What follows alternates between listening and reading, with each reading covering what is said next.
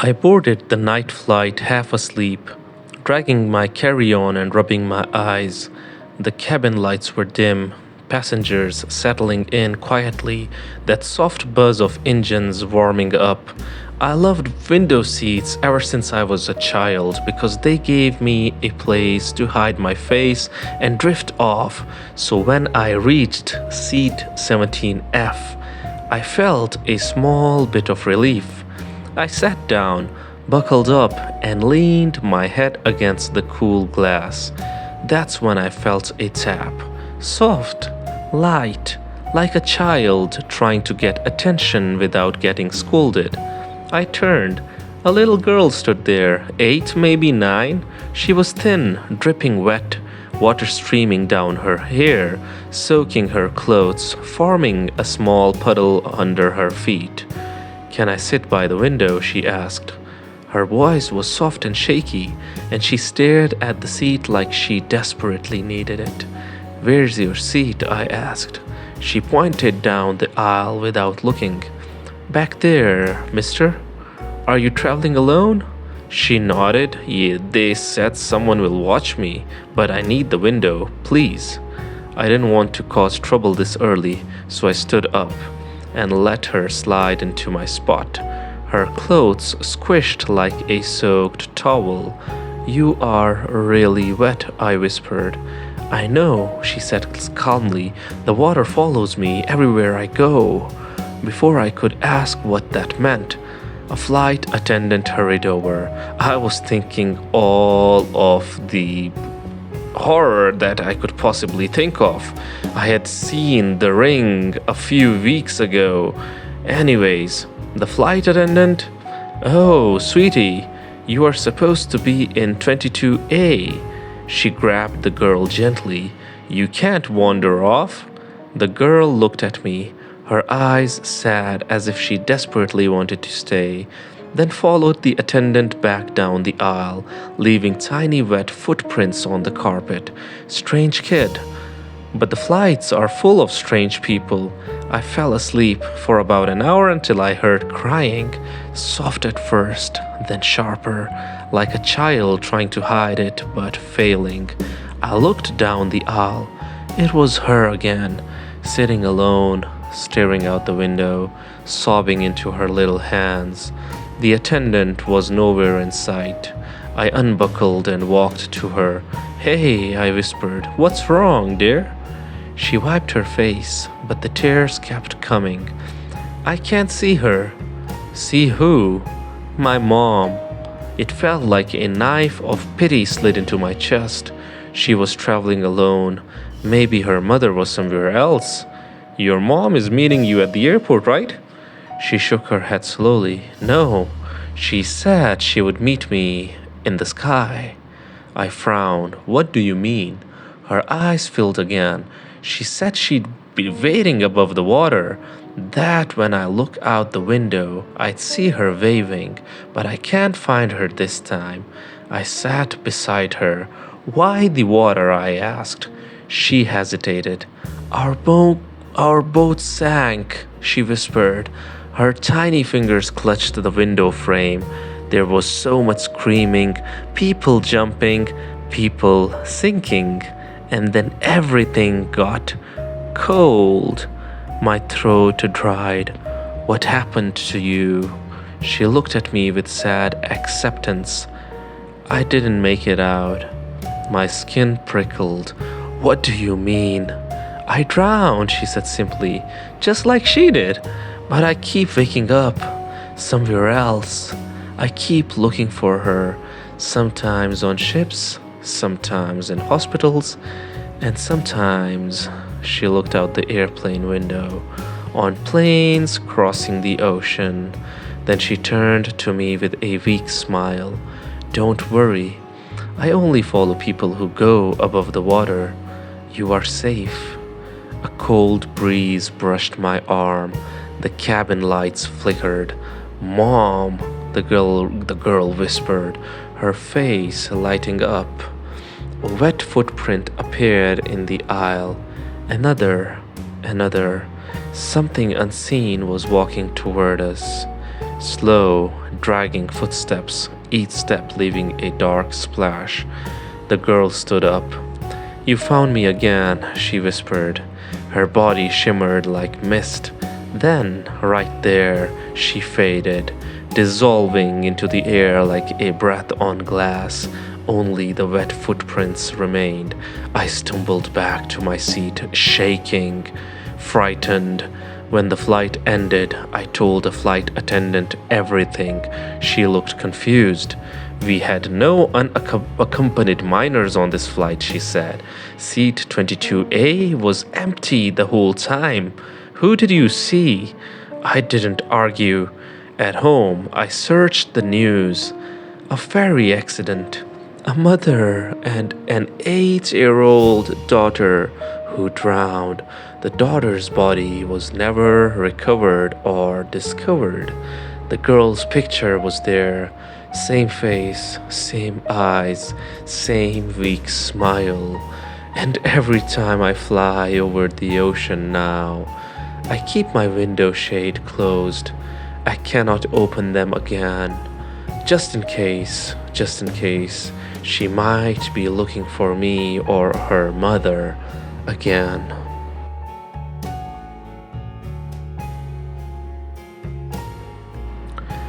It started like any normal night flight, boring, quiet, predictable.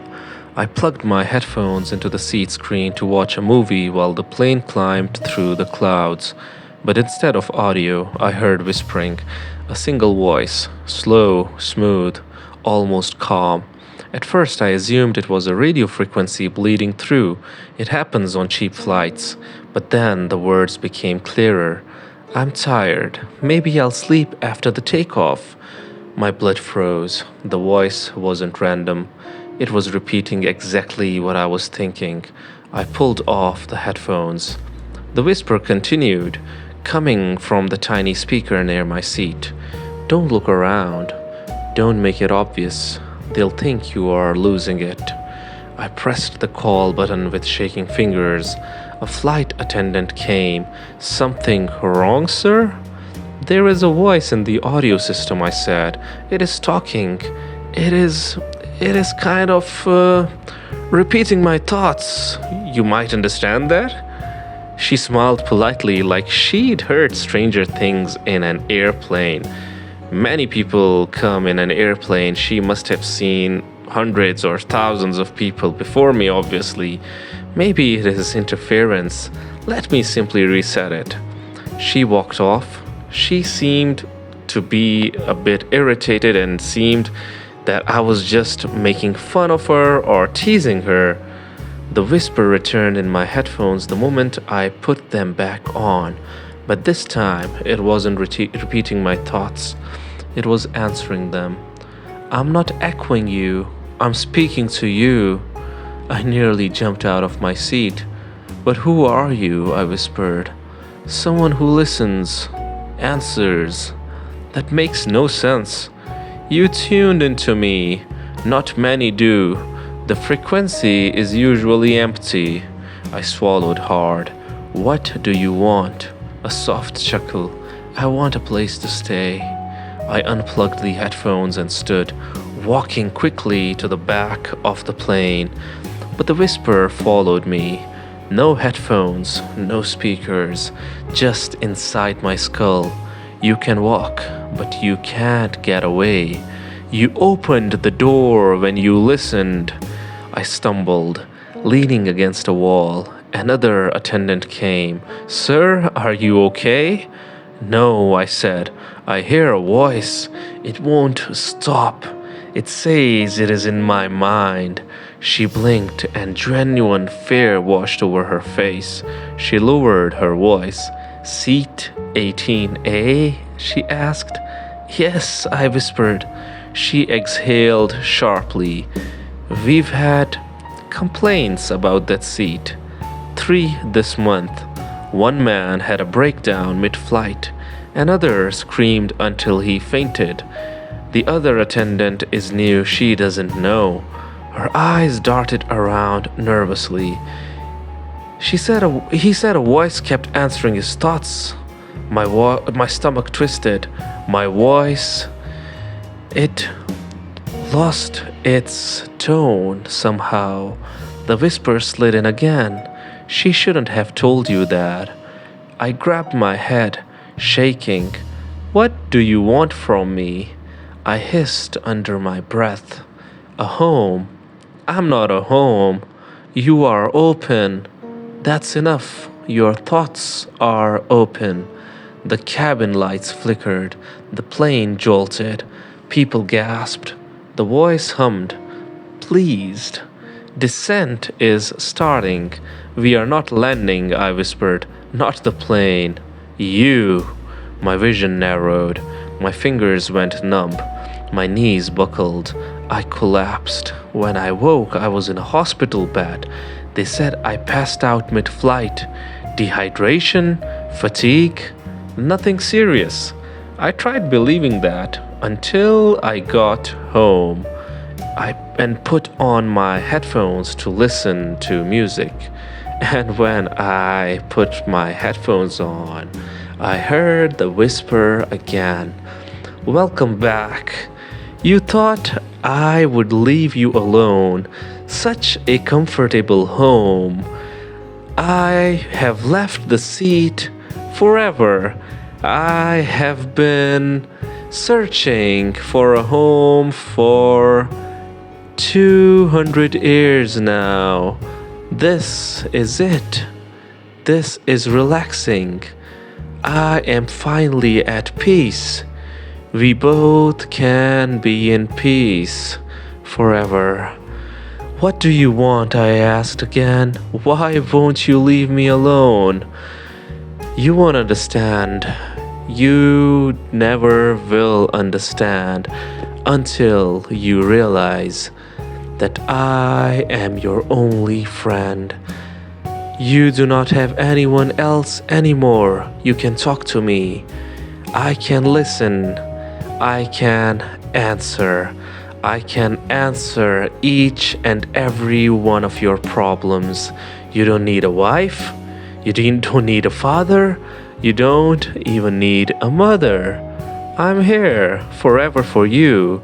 And if you try to find someone else to confide or talk to, then remember, I can do anything. If I can wait 200 years for this, imagine what I can do when I have finally found my home. I can never ever leave this place again.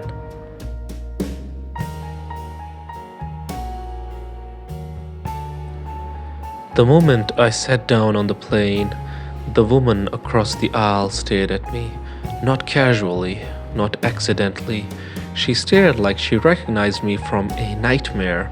I ignored it, put my bag under the seat, tried to relax, but every time I looked up, her eyes locked on me, wide, terrified, unblinking. Finally, I whispered, "Ma'am, are you okay?" She flinched, her lips trembled. "I've seen you before." I forced a smile. "Maybe another flight, maybe another place." "No," she whispered. "I saw you on a flight that crashed on some newspaper articles." "Okay, the one that crashed?" My breath stuck in my chest. "I have never been in a plane crash." She shook her head hard. "You don't understand. I remember faces, and I remember yours. Clearly, I was on that flight as well. You were sitting 3 rows ahead of me when the alarms went off. You didn't move. You didn't scream. You didn't even blink." I laughed nervously. "You must be mistaken. How did you survive?" "I was the only survivor of that crash." But she didn't look confused. She looked certain. "You didn't survive?" "The plane went down in the mountains," she whispered. "Only 11 of us survived. I was the only one. that survived the injuries. Her voice dropped lower. You weren't one of them. A shiver crawled up my spine. I'm alive, I said quietly. I have a job, friends, a family. I'm not. But the woman was trembling now, gripping her seatbelt. This is wrong, she whispered. You are sitting in the same seat. The exact seat. 14A? I remember now. I checked. She was right. Still, I wasn't dead, obviously. How could she think I was? The plane took off, but the woman never looked away from me. Halfway through the flight, turbulence hit. Bad turbulence. People gasped at the plane shook. But she didn't react to the shaking. She reacted to me. It is happening the same way, she whispered. What is? The way the plane drops. The way the lights flicker. It is the same as before. She pointed at me with a trembling hand. And you're the same too. The plane jolted hard. Overhead bins rattled. My heart should have been racing, but it wasn't. My hands should have been sweating, but they were perfectly still. I should have felt scared, but I felt nothing. The woman leaned closer. Why aren't you afraid? She whispered. Everyone else is terrified except you, just like last time. I swallowed. And that is when I noticed I hadn't felt anything since morning. Not the cold air of the cabin, not the vibration of the engines, not even the tap of the security officer who checked my boarding pass. I remembered waking up feeling heavy, but I assumed I was tired. I remembered walking through the airport in a fog, but I assumed I hadn't slept. But now, the pieces were clicking into place. The woman covered her mouth. Oh God, you don't know? Do you? Know what? I whispered, voice shaking. She leaned in. You died in that crash. My breath caught. You walked out of the burning wreck with the others, she whispered. You weren't screaming or coughing like the survivors. You were calm, too calm. Then you just disappeared. My skin crawled. I checked my reflection in the seat window, and for the first time, I noticed something horrifying. The window was fogged from condensation, but my breath wasn't on the glass. I exhaled again, harder. Nothing. The woman whispered, You are not supposed to be on this plane. The turbulence suddenly stopped. The cabin went dead silent. I looked down slowly. My seatbelt wasn't buckled. I hadn't buckled it. I didn't remember buckling it. But somehow it was locked tight across my lap, the way crash victims are strapped before being moved. The woman whispered one final thing. They say ghosts return to the place they last felt alive. Truly alive. I stared at my hands, my still, cold, unnervingly calm hands. The plane dipped again. Passengers screamed, but I didn't move, couldn't move, because deep down I suddenly remembered the explosion, the fire, the tearing metal, the mountain, the silence, the long, empty silence. The woman whispered, You never walked away from that crash. And after that, everything went black.